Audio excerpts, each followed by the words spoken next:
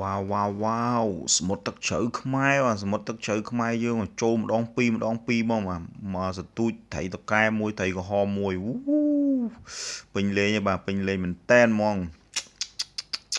អូខេពីរទៀតហើយពីរអូត្រីក្រហមទាំងពីរបាទ Oh my god ត្រីធំមកបាទហ្នឹងហើយនេះសកម្មភាពនៅសមុទ្រទឹកជ្រៅរបស់យើងណាបងអូខេហ្នឹងហើយអញ្ចឹងថ្ងៃនេះនាំបងមកមើលវីដេអូការស្ទូចត្រីការធ្វើដំណើរទៅស្ទូចត្រីនៅសមុទ្រទឹកជ្រៅ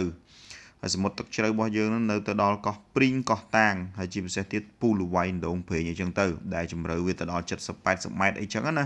អូខេអញ្ចឹងរីករាយជាមួយនឹងសកម្មភាពបងគាត់ទាញត្រីនៅកណ្ដាលលំហសមុទ្រតែម្ដងបាទ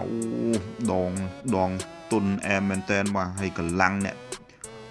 គោះនេះទៀតគឺកាន់តែអែមបាទឈរនៅកែមទូកហើយគឺជើងដៃស្វិតស្វាញមែនតែនបាទអញ្ចឹងមិនថាមិនធម្មតាទេជិះឆ្ងាយហើយទៅដល់នៅមានកម្លាំងគោះបែបនេះទៀតគឺគេហៅថាបរោះខ្លាំងតែម្ដងបាទ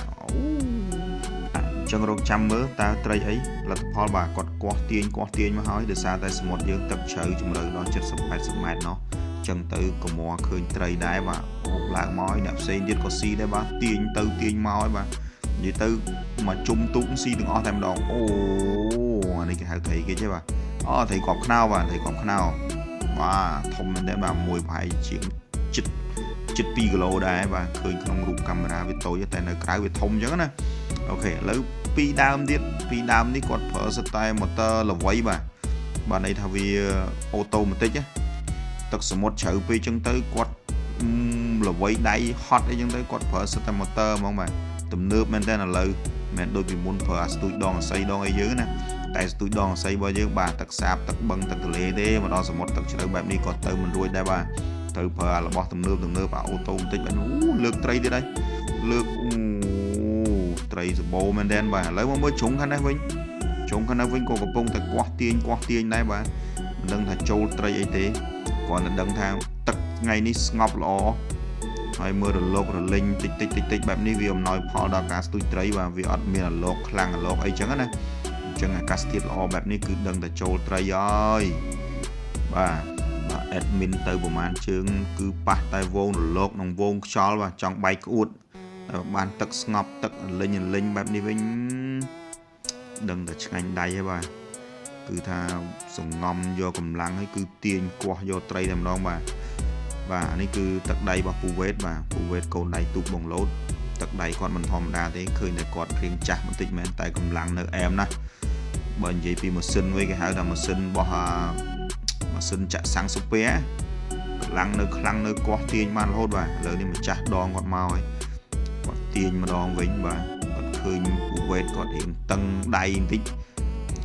រៀងចុកដៃតិចចឹងគាត់មកចូលជួយតែម្ដងចាំមើលទាំងអស់គ្នាបាទអត់លទ្ធផលទាំងអស់គ្នាតើត្រីអីបាទហើយទូកយើងនេះគឺយើងអត់វាយយុទ្ធការទេទូកយើងគឺបច្ឆេះម៉ាស៊ីនការ៉ង់ទី scan មើលត្រីកន្លែងណាមានត្រីបានយើងតម្លាក់ទៅស្ទូចតែម្ដងបាទអញ្ចឹងរៀងចាយចំណាយអីប្រេងច្រើនអញ្ចឹងតម្លៃក៏វាខុសពីទូកធម្មតាដែរបាទអូខេអញ្ចឹងយើងមានមើលឃើញត្រីបាទយើងតម្លាក់ត្រីក្រហមធំសមុទ្រទឹកជ្រៅខ្មែរពិតជាមិនធម្មតាទេបាទមិនធម្មតាទេអញ្ចឹងបងប្អូនដែលមិនដែលបានទៅមិនដែលបានស្គាល់មិនដែលបានឃើញឥឡូវឃើញហើយបាទពិតតែម្ដងបាទនេះមិនមែនជាលំអីយកទៅលុយណាគឺពិតតែម្ដងបាទមានអ្នកដោះត្រីកំពុងតែដោះក៏មានចូលត្រីថែមទៀតក៏មានដែរបាទនិយាយទៅស្ទូចពីថ្ងៃដល់យប់ពីយប់ទល់ភ្លឺវិញតែម្ដងឲ្យតែមានកម្លាំងស្ទូចបាទអញ្ចឹងហើយក៏